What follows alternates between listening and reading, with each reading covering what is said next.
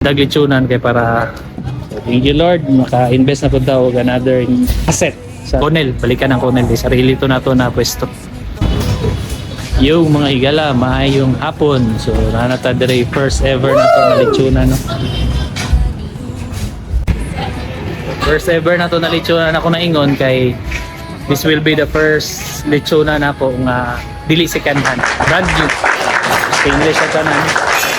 Atong tuna ko na litsunan ko past 4 years na ako naglitson. Higala, good morning, good morning. So ito yung lechon pabo natin na order ngayon, no. Yan, isa na ito ang litsunan dire. So first time in 6 years sa paglitson. Karon pag yun makabiyahe og layo-layo ning isa.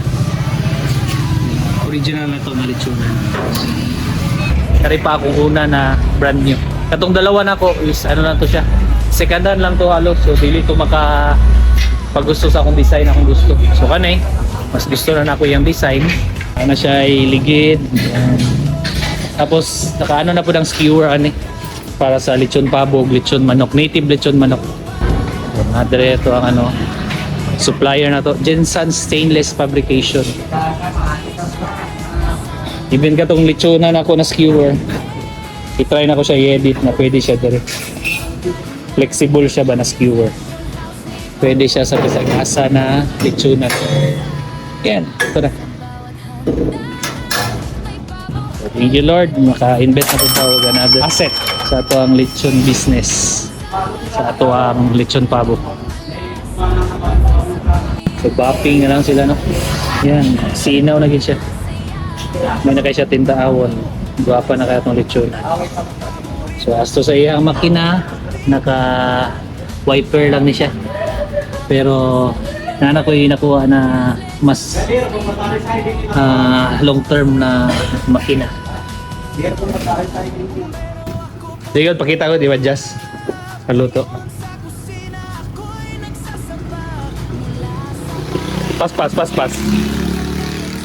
Mana yung pinaka-pas? Sige daw, full daw. Okay. Kapsog na kayo. Adjust. 20 lang.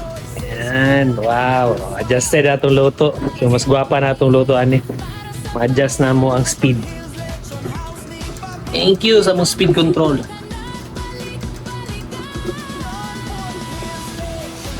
So, once again, thank you sa itong supplier.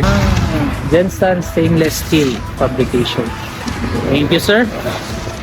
Sa inyong mga maayong produkto. Sa itong litsunan.